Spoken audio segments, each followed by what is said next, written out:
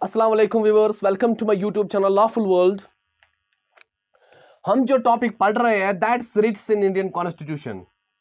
As you know, last video में हमने discuss किया है कि ये रिट होती क्या है।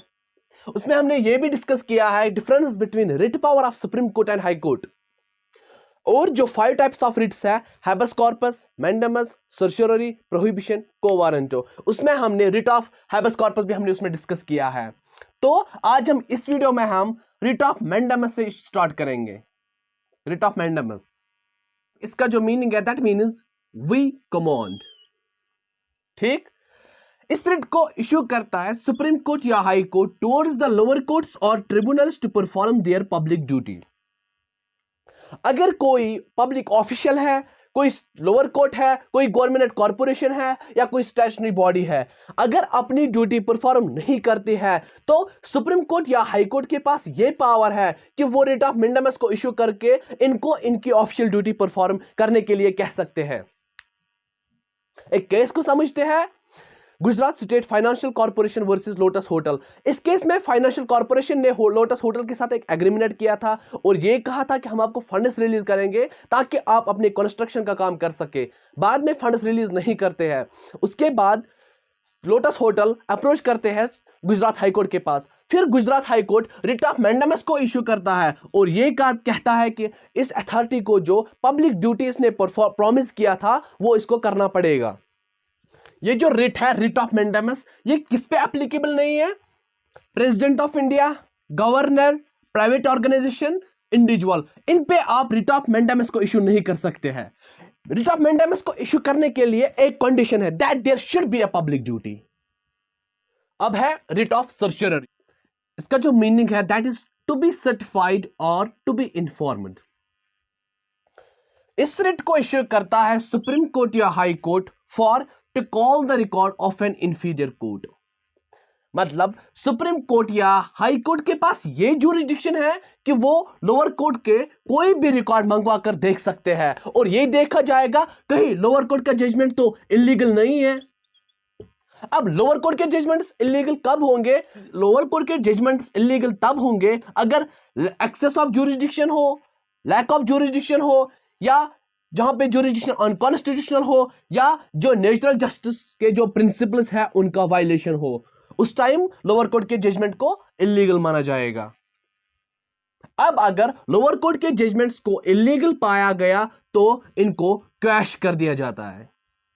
ठीक, एक एग्जांपल से समझते हैं। अगर लोअर कोर्ट ने मर्डर के जुर्म में एक को लाइफ इंप्रिजनमेंट सुना दी, लाइफ इंप्रिजनमेंट सुनाने के बाद इस बंदे को कोई बताता है कि तुम्हारे साथ तो इनजस्टिस हुआ है,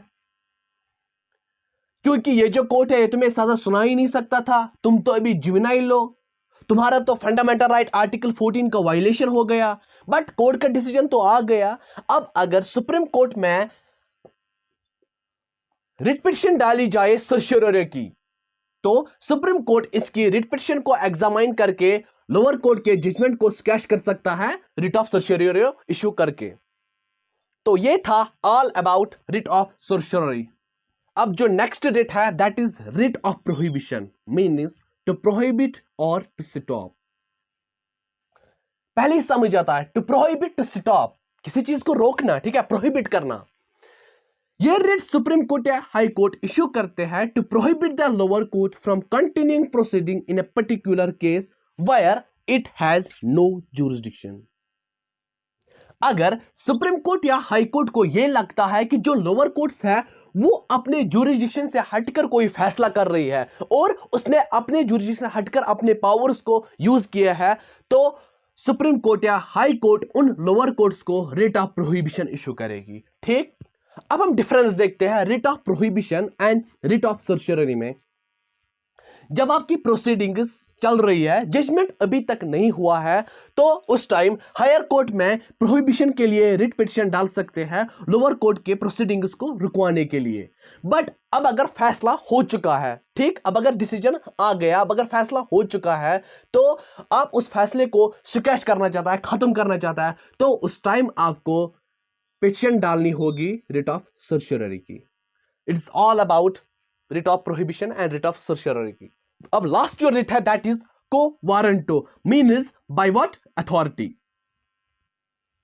को वारंटो की जो रिट है ये इशू की जाती है अगर किसी बंदे ने इलीगली कोई पब्लिक ऑफिस ऑक्यूपाई किया है जिसके लिए वो एंटाइटल्ड नहीं है, तो सुप्रीम कोर्ट या हाई कोर्ट ये रिट उन ऑफिशियल्स को इशू करेगी। मतलब वो काम करना जो आपकी अथॉरिटी में नहीं है।